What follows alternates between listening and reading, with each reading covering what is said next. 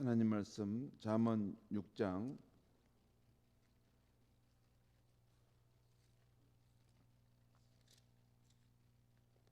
1절에서 19절까지 보겠습니다.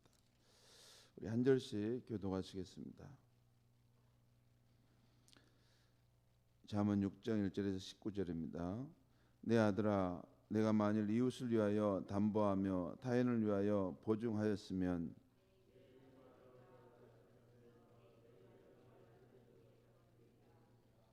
내 아들아, 내가 내 이웃의 손에 빠졌은즉 이같이 하라. 너는 곧 가서 겸손히 내 이웃에게 간구하여 스스로 구원하되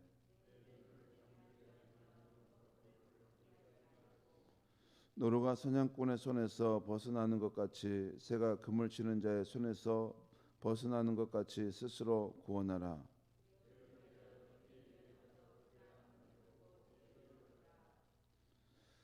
계미는 두령도 없고 감독자도 없고 통치자도 없으되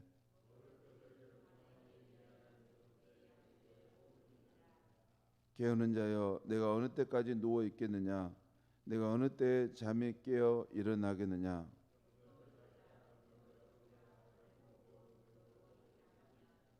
내 분궁이 이 강도같이 오며 내 곤핍이 군사같이 이르리라. 눈짓을 하며 발로 뜻을 보이며 손가락질을 하며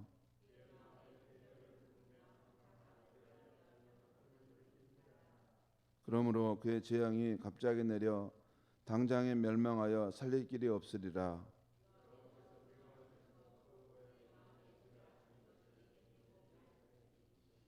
곧 교만한 눈과 거짓된 혀와 무지한 자의 피를 흘리는 손과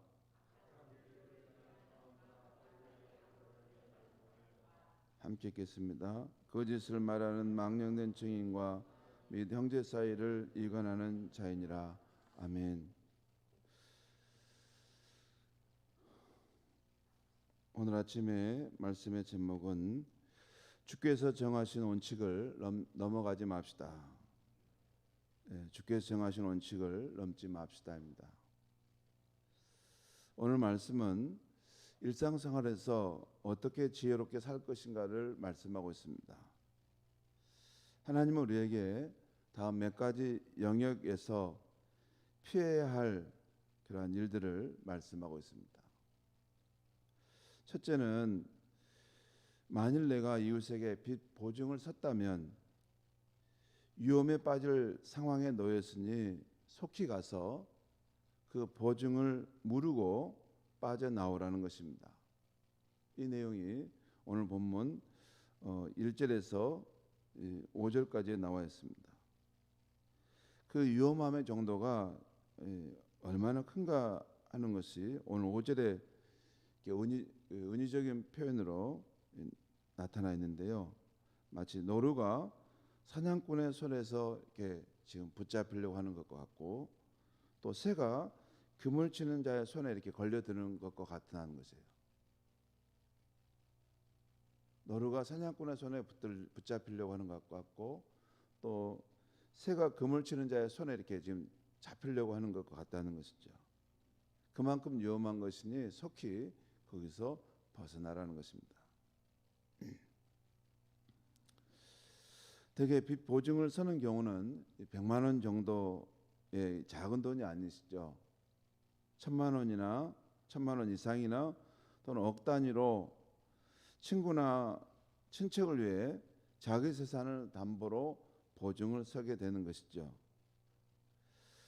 그런데 그렇게 큰 돈인 경우는 빚 보증을 서도 안 되겠지만 섰더라도 속히 빠져나오라는 것입니다. 그것이 자신의 삶을 지키고 또 친구를 잃어버리지 않는 길이기 때문입니다. 만약에 친구나 친척이 어려움에 처할 경우 내가 그를 돕고자 한다면 보증하는 일과는 관계없이 내가 감당할 정도의 범위 내에서 어려움에 빠진 그 친구를 위해 나의 도움의 손길을 나타내면 되는 것입니다. 나도 스스로의 삶을 구원할 수 있는 능력이 안 되는데 분에 넘치게 모든 걸 다 내주면 함께 다 망하고 또 무너질 수 있는 것입니다. 이 물질이라는 것은 항상 인간의 힘으로 통제할 수가 없는 것입니다. 그리고 여러분, 빚 보증을 서달라고 하는 상황이라면 이미 그 일은 다시 한번 이것을 이렇게 검토해 봐야 되는 것입니다. 그런 상황에 놓이면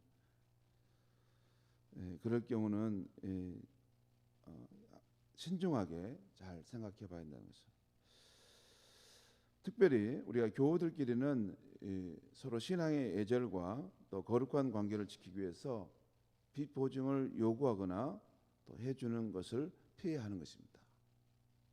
그 사람을 위해서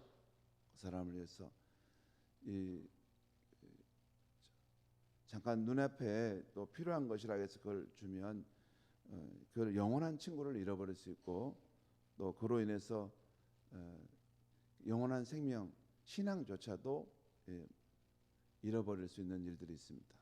그러니까 다른 건 다 혹시 잃어버린다 하더라도 신앙은 지키도록 그를 도와줘야 되지 않겠습니까? 그러려면 내가 도와줄 수 있는 만큼 그를 도와주고 그가 신앙을 지키도록 하는 것이 더 중요한 것입니다. 신앙조차 잃어버리면 끝이죠. 저는 확실하건대 아무리 인생이 바닥에 나뒹구는 상황이 된다 하더라도 신앙만 있으면 다시 일어날 수 있습니다. 신앙만 있으면 그리고 건강한 몸과 마음만 있으면 인생을 새롭게 다시 다 시작할 수 있다고 믿습니다. 이것은 제가 살아오면서 저도 뭐 이렇게 높고 인생에 낮은 것들을 이렇게 경험한 적이 있는데 사람이 마음만 신앙만 바르고 마음만 세워져 있으면 인생의 깊은 골짜기에서 다시 또 새로 시작할 수 있습니다. 그러니까 우리가 할 수 있는 부분은 물질로는 다 도와줄 수 없는 거죠. 그것은 내가 필요한 만큼 내가 할 수 있는 만큼은 그를 어려움에 빠진 그를 도와주기 위해서 뭔가 작은 걸 줄 수 있지만 우리는 그의 신앙을 지키기 위해서 기도해 줘야 하겠습니다. 두 번째 우리가 다음 영역에서 피해야 할 것은 인생을 살 때 게으르게 살지 말라는 것입니다. 개미처럼 부지런히 살라는 것입니다. 개미가 여름 동안에 부지런히 일해서 추위가 올 때 자신을 지키는 것처럼 기회가 있을 때 게으르지 말고 부지런히 살라는 것입니다. 그렇지 않으면 가난한 삶이 찾아온다는 것이죠. 그 말씀이 오늘 9절과 10절의 말씀은 이게 유명한 경구와 같은 말씀인데 우리 자녀들에게도 암송해서 꼭 해줄 만한 귀한 말씀입니다. 여기 보면 9절에 11절과 제가 읽겠습니다. 게으른 자여 내가 어느 때까지 누워 있겠느냐 내가 어느 때에 잠이 깨어 일어나겠느냐 좀 더 자자 좀 더 졸자 손을 모으고 좀 더 누워 있자 하면 내 빈궁이 강도같이 오며 내 곰핍이 군사같이 이르리라. 참 어쩌면 성경에 이렇게 귀한 말씀이 있는지 모르겠어요.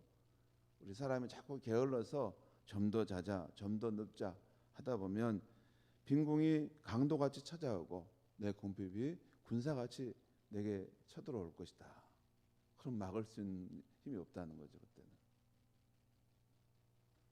여러분 이것은 사회적인 일도 그렇지만 주를 알고 찾을 때도 마찬가지인 것입니다.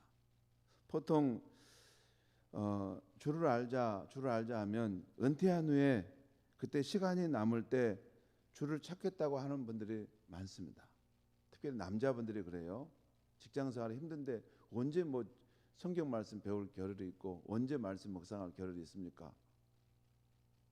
그렇게 말하는데 그게 지혜로운 것이 아니라는 것이죠. 여러분 저는 성도가 교회만 와서 사는 것도 저는 별로 좋지 않습니다. 우리의 삶의 일터는 세상이에요. 세상에서 하나님 나라의 그런 비전을 가지고 마음을 가지고 그 세상을 하나님 나라로 세워가는 것이 우리 성도의 삶의 정체성이라고 생각해요. 그런데 중요한 것은 세상에서 하나님 나라의 백성답게 살아갈 수 있는 그 마인드와 힘과 능력이 그에게 있느냐 그 말이에요. 주를 알고 주와 함께하는 삶이 없으면 그게 안 됩니다. 그냥 세상에서는 세상 방식으로 살게 되어 있어요. 모든 것이 혼재되고 혼란스러울 수밖에 없습니다. 질서를 잡기가 어렵습니다. 더군다나 우리가 은퇴하면 모든 삶이 느슨해집니다. 마음도 느슨해집니다. 은퇴하면 그때 시간 내 가지고 주를 위해서 뭘 한다? 그게 안 됩니다. 사람이 은퇴한 이후에는 힘이 쫙 빠집니다. 굉장히. 의욕도 달라집니다. 그래서 가장 좋은 것은 지금 분주하게 사회생활을 하는 경우라면 직장생활 하면서도 동시에 주를 알아가고 주와 동행하는 삶을 병행해 가야 하는 것입니다. 그게 지혜로운 삶이에요.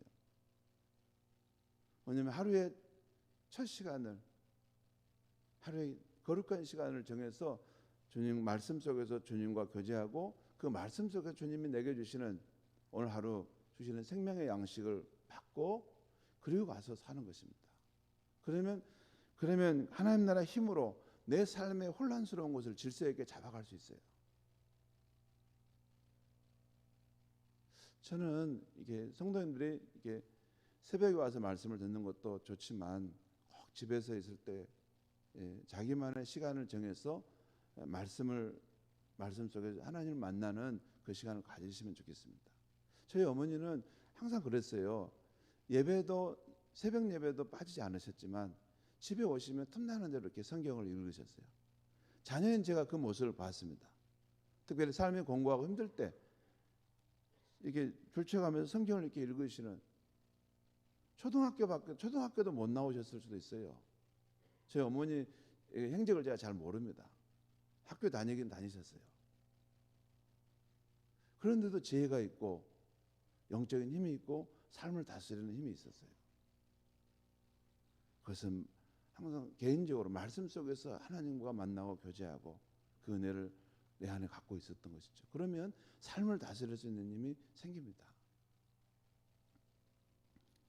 그걸 위해서 저희 교회에서 하나님을 알아가는 성경 읽기를 하고 여러분 우리가 계속 지금 말씀을 이어가요. 시편 쭉쭉 하고 계속 이어가는데 저는 우리 풍성한 삶의 첫걸음 하시는 우리 성도님들 그거 할 때만 그걸 하지 말고 끝난 후에도 그걸 하는 건 난 좋다고 생각합니다.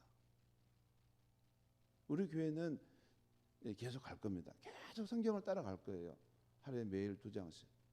그걸 함께 읽고 또 그것을 함께 나누는 요즘 카톡에 참 좋은 거 있으면 거기 나누면 내가 나누면 서로 힘이 됩니다. 여러분 제가 신앙생활 해보니까 나 혼자 하라고 하면 안 됩니다. 그게 안 됩니다. 성경에 있는 거 아무리 그분이 훌륭한 성자여도 혼자 읽는 것은 이게 남이 안 보기 때문에 안 돼요. 근데 함께 같이 읽는 어떤 시스템이 있으면 서로가 서로를 이렇게 격려해 주게 됩니다. 제 말씀 맞지 않는가요? 여러분 함께 읽을 때하고 혼자 읽을 때는 잘 읽어지던가요? 당장 그 손 함께 읽지 않기 시작하면 나도 모르게 읽는 것이 떨어져 나갑니다. 그리고 그냥 대충 지나갈 때가 많습니다. 여러분 가장 좋은 길은 우리가 세상 속에 살 때 그냥 이게 이제 바쁘니까 다 끝나고 나서 은퇴하면 내가 뭐 해야겠다. 아닙니다. 그때는 그렇게 안 됩니다. 지금 우리의 바쁜 일상 속에서도 하루에 가장 소중한 시간을 내서 말씀 속에서 인격적인 주님과 만나고 그 주님이 주시는 생명의 양식을 갖고 살아가면 삶이 고단한 세상 속에서도 풍요롭고 내 안에 마치 마음의 보화를 가지고 살아가는 것처럼 행복합니다. 여러분 주와 함께하는 삶에도 게을르지 않고 부지런하게 주님을 추구하고 주와 동행하는 삶을 추구하는 것 그것이 지혜로운 삶입니다. 그리고 세 번째는 여호와 하나님 앞에서 사는 우리는 다음과 같은 악행을 피하라는 것입니다. 그 12절 이하에 나오는데 특별히 16절 19절에서 그 내용이 더 많이 나옵니다. 제가 보겠습니다. 16절 19절에 보겠습니다. 여호와께서 미워하시는 것 곧 그의 마음에 싫어하는 것이 67가지니. 여기 보면 우리가 경계해야 될 것이 분명히 있어요. 교만한 눈, 교만한 삶의 태도라는 것이죠. 또 거짓된 혀, 거짓말하는 것이라는 거죠. 무죄한 자의 피를 흘리는 손. 그러니까 이것은 무죄한 자의 피를 흘린다는 말은 잘 알지 못하는데 남에 대해서 함부로 말한다는 것이에요. 무고한 것이죠. 그 다음에 이 악한 계교를 꾀하는 마음, 여기서 마음의 문제죠. 마음이 남에게 어떤 어려움을 주려고 어떤 하려고 하는, 남을 괴롭히려고 하는 마음, 또 빨리 악으로 달려가는 발, 실행하는 거죠. 실행하는 것, 악을 실행하는 것. 그 다음에 거짓을 말하는 망령된 증인과 및 형제 사이를 이간하는 자니라. 여기도 남에게 잘 알지도 못하면서 남에 대해서 부정적으로 말하는 것이죠. 우리 그럴 수 있지 않습니까? 실제 내가 그걸 본 것도 아닌데 남한테 소문을 듣고 또 지레 짐작해서 그것을 단정적으로 말하는 것도 굉장히 위험하다는 거예요.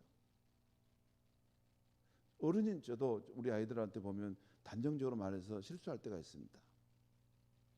그 연유를 물어봐야지 되는 것이지 쉽게 지레 짐작하고 저 사람이 저렇게 했구나 단정하다 보면 거짓을 말하게 된다는 것이죠. 그 다음에 형제 사이를 이간질하는 것, 이게 형제와 형제 사이 이런 것을 서로 이렇게 갈등과 분쟁을 일으키기 위해서 서로 이간질하는 행동들이 여호와께서 보시는 악이라는 것입니다. 성도 여러분, 우리는 하나님이 지으시고 다스리시는 세상 속에서 살아갑니다. 그렇기 때문에 우리가 이 세상 속에서 하는 일이 형통하려면 하나님과 하나님이 세우신 법칙을 거슬러 살면 안 됩니다. 하나님을 이길 수 있는 사람이 어디 있습니까? 정의와 사랑이 하나님께서는 우리 인간이 그 생명을 보존하고 또 행복하게 살아갈 수 있도록 이 세상과 우리의 삶에 세우신 법칙들을 두셨습니다. 그것이 이 중력의 법칙과 같은 물리적인 법칙도 있고, 그렇죠. 중력의 법칙이 있어요. 그래서 우리가 인간이 높은 데 뛰어내리면 안 됩니다. 위험하죠. 홀로 날아가는 게 아니에요. 이 지구는 중력의 법칙이 작용해서 높은 데 뛰어내리면 바로 추락해서 죽습니다. 또 십계명과 같은 영적인 법칙도 있습니다. 십계명은 왜 우리에게 있죠? 우리의 생명을 보존하고 행복하게 살아가도록 우리에게 이 선을 넘지 마라 하는 기준으로 하나님 주신 것입니다. 거기 보면 쭉 보면 나오죠. 거짓말하지 말라, 간음하지 말라, 또 내 이웃의 어떤 걸 탐내지 말라, 이런 거 나오잖아요. 우리가 그렇게 하면 파멸되기 때문에 하나님이 지키는 마지막 영적인 선입니다. 우리를 힘들게 하려고 한 게 아니라 우리 인간이 그 한계, 그 어떤 존재이기 때문에 그 선을 넘으면 우리가 파멸되기 때문에 하나님이 그 선을 잡아주신 거죠. 또한 오늘 말씀에 나온 것처럼 빚 보증과 같은 물질 생활에서 또 어느 정도 힘쓰며 살아야 하는 일상생활에서 또 우리의 언행 심사와 관련해서 하나님이 세우신 법칙들이 있다는 것입니다. 이 세우신 법칙을 무시하고 살게 되면 우리가 행한 일의 결과와 그 고통을 받을 수밖에 없다는 것이에요. 만약에 내 삶에 가난이 군사처럼 찾아왔다, 도둑처럼 찾아왔다, 그러면 왜 이런 일이 있을까? 그 원인이 내 삶에 먼저 있었다는 것이죠. 그러기에 우리는 주께서 우리의 생명의 보존과 행복을 위해서 정해놓으신 말씀의 범위에서 크게 치우치지 않도록 해야 한다는 것입니다. 우리의 삶의 기준이 되는 주의 말씀을 늘 가까이 하고 그 말씀이 우리 삶의 실제가 되도록 살아가야 한다는 것입니다. 그래서 이 말씀을 우리가 품고 살아야 돼요. 이 말씀을. 그렇게 하면 우리의 삶이 생명이 보존되고 행복한 삶이 된다는 것입니다. 그리고 이 아침에 우리가 꼭 기억해야 할 것은 우리는 외롭게 혼자 고군분투하는 것이 아니라 우리 주님이 다스리시는 참 좋은 세상에서 살고 있다는 것입니다. 그렇기 때문에 주님 앞에서 뜻을 정하고 열심을 내어 주를 섬기는 것이 결코 헛되지 않다는 것입니다. 주님이 없다면 그렇게 기도하고 그렇게 주를 찾고 그렇게 주의 뜻을 따라 살려고 하는 것이 무의로 돌아가겠지만 아니라는 거예요. 주님이 다스리시는 세상, 주님이 세우신 법칙, 주님이 계시는 참 좋은 세상에 살고 있기 때문에 사도 바울의 말씀처럼 내 사랑하는 형제들아 견실하며 흔들리지 말고 항상 주의 일에 더욱 힘쓰는 자들이 되라. 이는 너희 수고가 주 안에서 헛되지 않은 줄 알미니라. 오늘 하루도 그렇게 살아가야 할 줄 믿습니다. 기도하겠습니다. 하나님 아버지, 우리는 이 세상에 살아갈 때 하나님이 세우신, 하나님이 지으신 세상, 또 하나님이 세우신 그러한 법칙 안에서 살도록 지음받은 존재들입니다. 하나님께서 우리 생명의 보전과 우리가 행복하게 형통하게 살아갈 수 있도록 하기 위해서 우리 삶의 기준이 되는 이 생명의 말씀을 주셨습니다. 하나님께서 이렇게 말씀하실 때 주님 우리를 위한 것인 줄 믿고 우리가 그 말씀대로 살아가려고 늘 힘쓸 수 있게 해 주시옵소서. 그 말씀이 우리 삶의 실제가 되도록 늘 가슴에 품고 살아가는 우리가 되게 하여 주시옵소서. 그리고 하나님 아버지, 우리가 세상 살아갈 때 때로는 나 혼자 살아서 너무 힘든 것 같다 여겨질 때에도 우리 주님께서 지으신 이 좋으신 세상에 우리가 살고 있고 또한 주님께서 다스리시는 그런 세상 속에서 살기에 우리가 힘을 다하여 주를 따르면 주께서 좋은 날을 우리 상에 주실 것을 믿고 가는 우리 성도님들이 되게 하여 주시옵소서. 예수님의 이름으로 기도하옵나이다. 아멘.